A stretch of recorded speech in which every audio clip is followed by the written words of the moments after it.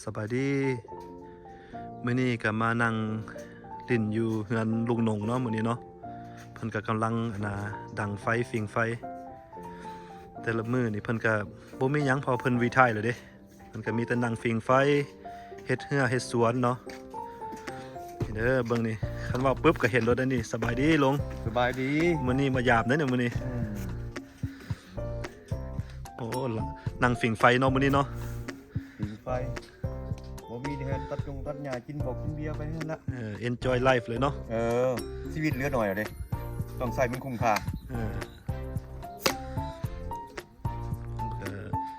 นั่งฟิงไฟนั่งเฮ็ดพี่เพิ่นก็ทั้งเด้อพี่น้องบ้านย่างบ่พริกย่างหมึกพิษนะมีแต่อยู่โพเดเวียลเด้อนี่เด้อคันว่าหม่องอื่นมีก็บอกเลยเด้อคอมเมนต์มาบอกเลยนี่หม่องอื่นก็มีแต่สิตากกันแล้ว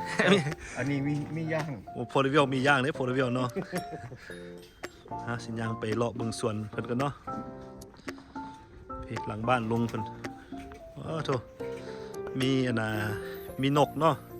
เขาเอิ้นนกอย่างนี้ลุงนกกังแก่เนาะนี่เนาะพี่โทษพี่น้องนกกังแก่มันเต็มพี่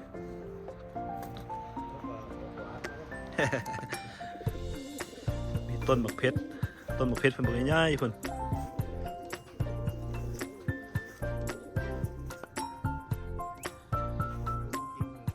มีแปลว่าคันครัวกินนี่บ่ยากเนาะแปลว่าย่างมาหลังบ้านนี่รถเป็นบ่อยู่นี่หมดอยู่นี่หมดแม่นพี่น้องกระเทียมอยู่นี่หมดละต้นบักเพชรซ้ำกับต้นมักเกี้ยงเนาะ ต้นบักใหญ่ๆเพิ่นพี่น้องบ่แม่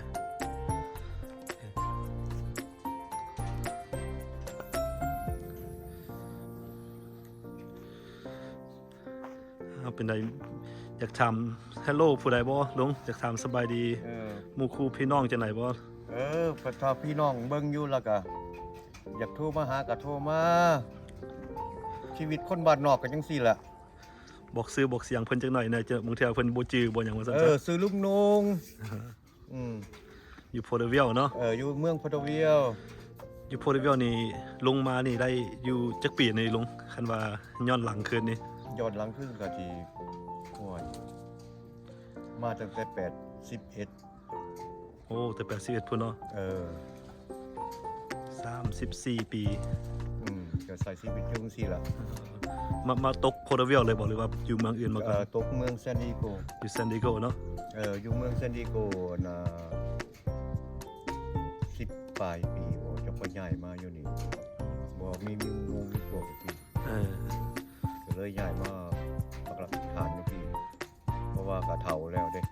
ต้องหาอยู่บ้านนอกเพราะว่ายืดชีวิตออกไปอีกอยู่เพิ่นเฮือนเพิ่นบรรยากาศเฮือนเพิ่นนี่บ่แม่นธรรมดาเด้อพี่น้องพี่อยู่ทางหลังภูหลังผาพี่แหละแบบบ้านนาแล้วเนาะชีวิตบ้านนา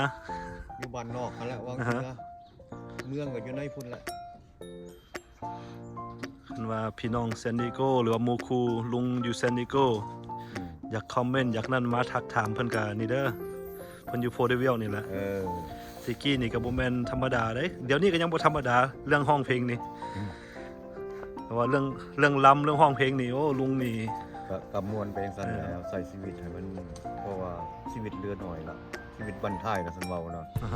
เฮาอยากม่วนเฮาก็ม่วนถ้าบ่ผิดผู้ใดแล้วบ่ผิดกฎหมายแล้วเฮาก็โอเคกันม่วนเนาะพาลูกพาหลานนั่นแหละม่วนไว้แม่นๆเพราะว่าสืบกันไว้ถ้าว่าลุงบ่อยู่ก็ยังมีลูกมีหลานยังโอ้ได้คิดฮอดคิดถึงแม่นผู้ใดคันอยากมาเรียนห้องเรียนลำก็ติดต่อมาได้เด้อนี่เด้อคันว่าเรื่องลำบ่แม่นธรรมดาแล้วอันนี้ถ่ายรูปเพิ่นหลายเทื่อละบางคนก็สิได้เห็นละอยู่นำวิดีโอนะจะเท่าหลายแล้วล่ะ80ปลายแล้วก็ย้อนขึ้นบาง20กว่าปีนี่ก็โอ้ยเลาะไปบ่ตะกี้เดินสายเนาะโอ้มันมีวงบ่ลุงตะกี้มีล่ะเนาะวงหยังล่ะคันว่าวงมันเปลี่ยนมา2ชื่อวงแต่ก่อนมันว่าวงทุ่งนาผ้าเพิ่นชื่อ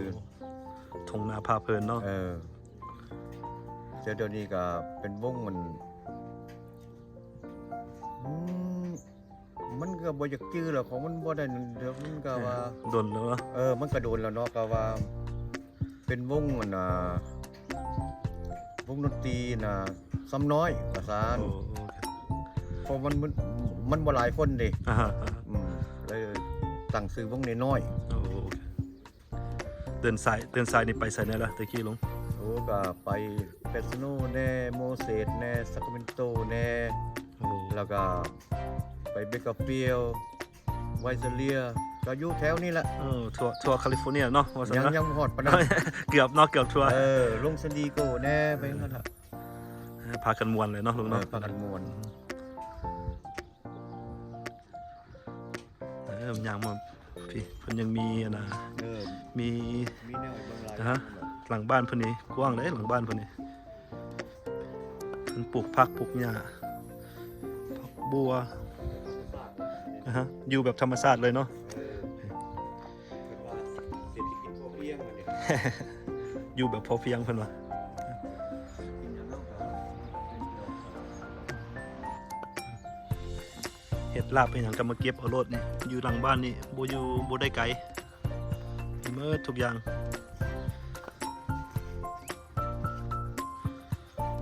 อันนี้ก็เป็นต้นมะเขือเนาะ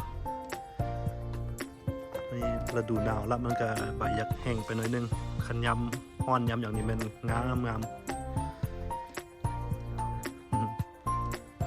ไก่เพิ่นก็มีได้ไก่นี่เต็มไก่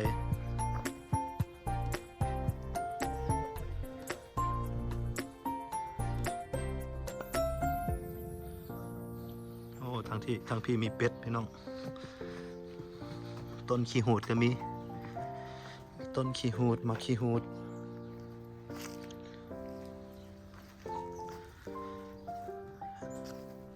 นี่ก็เป็นส่วนหลังบ้านเพิ่นพี่มีเป็ดเต็มพี่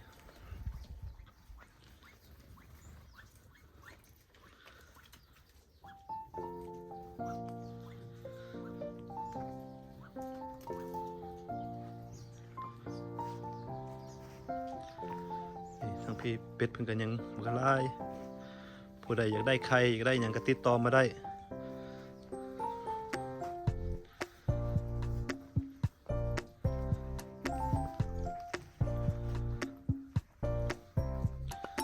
พี่ขอบเป็ดเพิ่นเรียนสับลาบพี่น้องผู้ใดอยากได้ลาบเป็ดลาบเลือดเป็ดบ่ติดต่อมาได้ มีแกง มีต้ม มีหมดทุกอย่าง โอ้เป็ดปลากหลายเนาะลุงเนาะ หลาย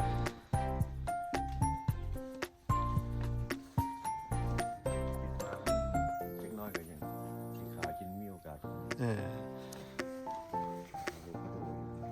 โอ้ มาเบิ่งทางหน้าบ้านจังหน่อยเนาะพี่น้องพี่มันมีต้นอะโวคาโดป่ะโอเคพี่ต้นอะโวคาโด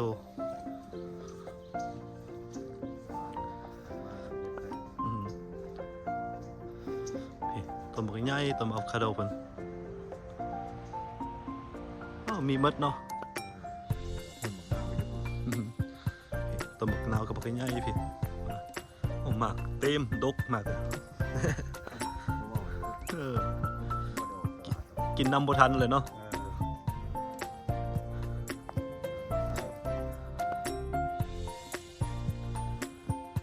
เกี้ยงหมักนั่นก็มีมดต้นกล้วย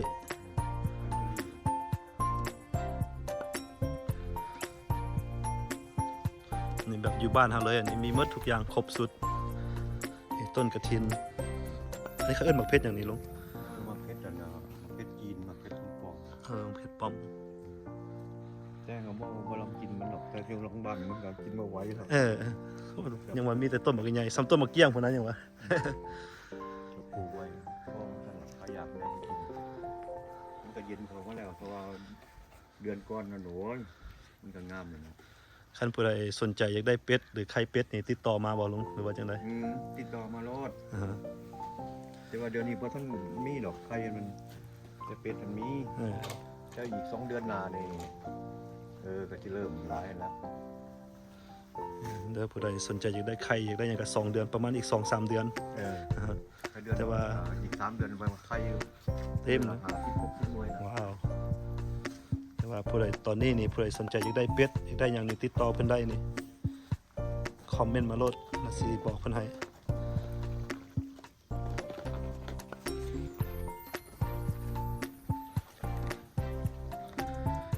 ทางพี่ก็มีต้นกล้วยเด้อพี่น้องพี่ต้นบักใหญ่พุ่นน่ะ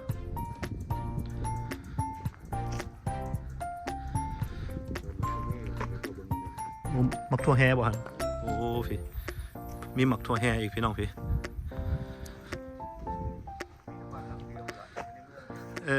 อยู่โพเดวิลมีแต่หลังเดียวเด้มีมักทั่วแฮนี่พี่น้องพี่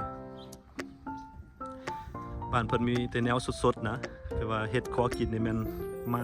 ทั้งหลังบ้านทั้งหน้าบ้านมีหมด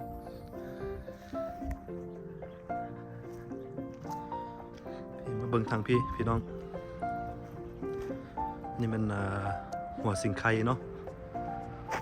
หัวสิงไข่เพิ่นปลูกไปเต็มมีแต่ซุ่มบักงามๆพุ่นน่ะ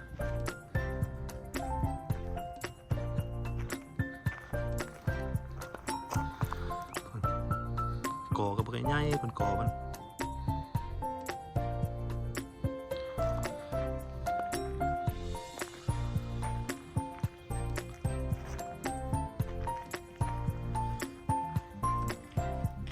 ทางพี่มีอ้อยเนาะมีอ้อยอีกเนาะลุงเนาะ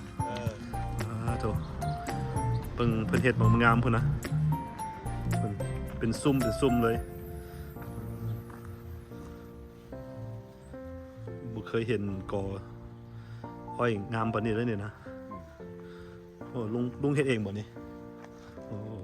เพิ่นน่ะนะ เฮ็ดเอง คือจังได๋ค่อยมาเฮ็ดเป็นซุ่มสิลุง เพราะว่าน่ะเบิ่งที่ของอยู่ในจีนนั่นเขาเจ้าเฮ็ดเขาเจ้าเอาใบเป็นพันแล้วบัดนี้ล่ะลุงว่าสิเอาใบพันแล้วบัดนี้มาเบิ่งมันสิเซาะยากก็เลยได้เอาเสือกมัดไว้ซื่อ โอ้ เสือกมัดไว้เพราะว่าลมมันแห้งยันมันล่มมันหัก โอ้มีทั้งอ้อยดำแล้วก็อ้อยนะ มี2 เนาะ อย่าง มี2อย่างเนาะ พัน โถพี่น้องงามเด้อเพิ่นเฮ็ดนี่นะพี่เป็นกอเป็นซุ่มอยู่เต็มพี่ เฮ็ด20กอปีนี้น่ะ โอ้ ลองมึงเทื่อที่แรกทดสอบว่ามันจะออกมาเป็นแนวใด คันว่าผู้ใดสนใจอยากได้อ้อยสดๆเนาะ เออ ก็ติดต่อมาได้เด้อพี่น้อง ติดต่อมาได้บ่เป็นหยังเป็นกันเองอันนี่น่ะ นั่นน่ะคันอยากมานะมากินน้ำอ้อยปั่นเพิ่นก็สิคนสิปั่นให้ได้อยู่ดอกนะ ได้ หรือว่าอยากได้เป็นเป็นลำเนาะ ได้อีก ลำก็ได้งามขนาดเด้อพี่น้องพี่เป็นซุ่มอยู่พี่ต้นมันง่ายเพิ่นได้นี่ผมถ่ายให้เบิ่งพี่เห็นบ่ผมเป็น10 20หนึ่ง เป็น20ต้นเนาะแต่ความสูงนี่ประมาณ15 ฟีตพุ่นได้นี่ 20กออยู่ประมาณนั้นน่ะประมาณ12-13ฟิต หลังบ้านกว้างเนาะหลังบ้านเนาะ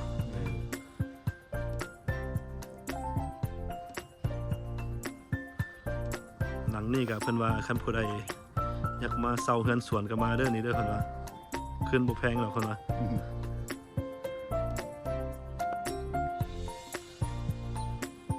มานี่เรามวนขึ้นแล้ว